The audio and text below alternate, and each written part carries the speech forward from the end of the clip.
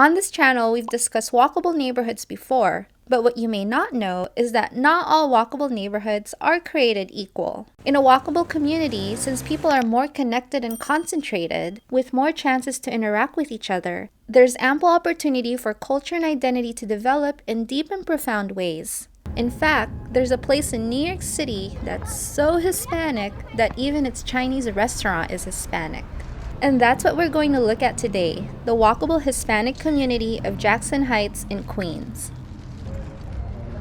We're going to cover its layout and its unique cultural identity different from the rest of New York City. Not only is the food as authentic to the culture as they come in Jackson Heights, but you can also easily get around with just speaking Spanish since it's not just the residents who speak Spanish, but most of the local vendors and shopkeepers. But what's that? Your Spanish is so bad that it sounds like nails on a chalkboard? Worry not, for this video is sponsored by Italki. Maybe you're someone who wants to learn Spanish so you can navigate Jackson Heights or perhaps travel abroad. Or maybe it's the opposite. Hablas español y quieres aprender inglés para navegar mejor por Nueva York y el resto de los Estados Unidos. Whatever your language learning goal may be, beginner, intermediate, or advanced, Italki stands out among other apps and platforms out there in the wild because of its affordability, flexibility, and hundreds of quality native-speaking teachers to choose from. Lessons start at $5. That's like buying one arepa. And you can learn from a native speaker. You can pay per lesson, meaning you do not need to subscribe or make a commitment. You can get one-on-one lessons to discuss any topic you want, anytime, anywhere. With hundreds of teachers to choose from, you're sure to find a match for you. But perhaps you want to learn a different language aside from Spanish or English. Italki offers more than 150 languages to choose from. Click on the link in the description and use promo code CAFFEINE2023 for a $5 credit on your first lesson. This promo only lasts through January 31st and only works for the first 50 people who sign up. So make sure you hop on this right away. Apúrate, ahora! Thank you so much Italki for sponsoring this video. Now back to our walkable Hispanic community. Jackson Heights is a rich cultural community in the heart of Queens. It's bounded by Woodside to the west, which has a rich Filipino community, North Corona to the east, with its Asian community, and Elmhurst and East Elmhurst, which has LaGuardia Airport. Both these neighborhoods, along with Jackson Heights, are well-known Hispanic communities in New York City. You might be thinking, what is up with this overlap?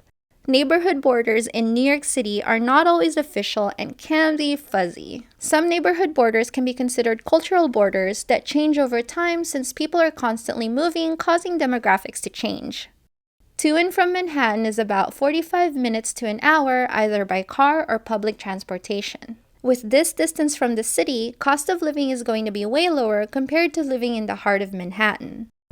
This includes rent, food, groceries, and other everyday necessities.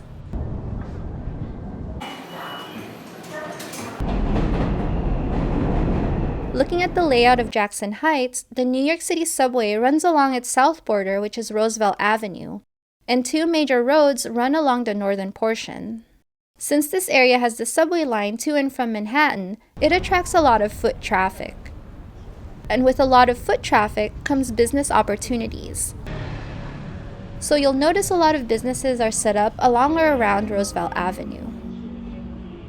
The walk from here to here is about 10 minutes or roughly half a mile, and 2 blocks away from the subway is a 5-minute walk. So everyone living in this area of Jackson Heights can comfortably access public transit and stores and shops that have their basic needs within a walk of 10 or less minutes. And even their beyond basic needs. In the northern portion of Jackson Heights, the two main arteries, which are Northern Boulevard and Astoria Boulevard, are mostly for cars, and therefore not very pedestrian-friendly. And since these are not pedestrian-friendly, there's lack of foot traffic. Without foot traffic, there are less opportunities for small shops and businesses. But you may be asking, what about other public transit options?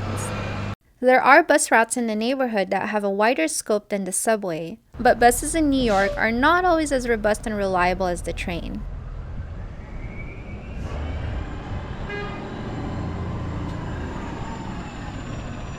And as a result, many people in this area tend to rely more on cars than public transit. and it's what I would consider a New York City suburb. So the truly walkable neighborhood of Jackson Heights is mostly its south portion. Aside from this area, having walkable distance to reliable public transportation and shops and businesses, the community is also well connected.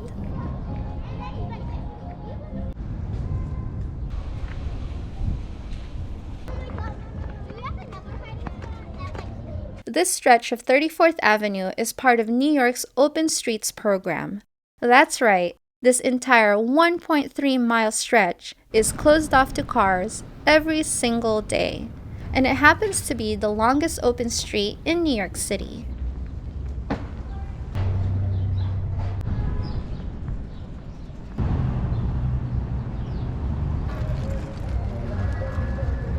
Being an open street, this space hosts a plethora of community gatherings from yoga to potlucks.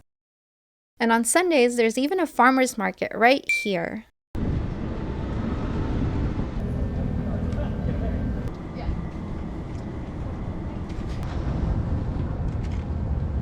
By providing space for the community to gather and interact with each other, an open street becomes a way for the community to reinforce its identity and develop its culture. On top of having this long open street and the activities that come with it, you'll find a lot of street vendors the closer you are to the subway. This area is so saturated with culture that another name for this portion of Roosevelt Avenue is La Roosevelt. In the summers on 82nd Street, which is also dubbed Calle Colombia, vendors with machetes will cut open a coconut for you out on the street. Calle Colombia and Junction Boulevard in particular look like they have street fairs going on every afternoon.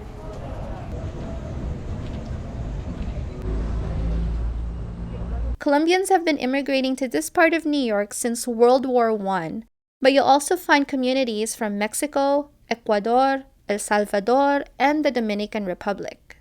And it's not fair for me to say that all of Jackson Heights is Hispanic. There's a portion of it here that's sometimes referred to as Queens Little India, right next to Little Colombia. But this slice of Asia in Queens is a topic for another day. Overall, in Jackson Heights, you'll find a Spanish bookstore, where I got this free community newspaper that's of course in Spanish, which is a great way to practice Spanish reading. There are also places to watch football and load up on fan gear. And of course, you can't forget food.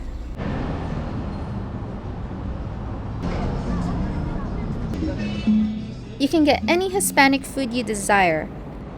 Tortas, gorditas, tacos, chuzos, quesadillas, pernil, pastel de choclo, tamales, and my personal favorite, arepas. And guess what? Food here is far more authentic and cheaper than in Manhattan. They say among the best ways to understand a culture is to eat the food and speak the language. You can get both food and language practice at Jackson Heights, and all it takes is a subway ride for only $2.75. Does your city have a neighborhood that speaks a different language than the rest of the city? Share which city and what language in the comments below.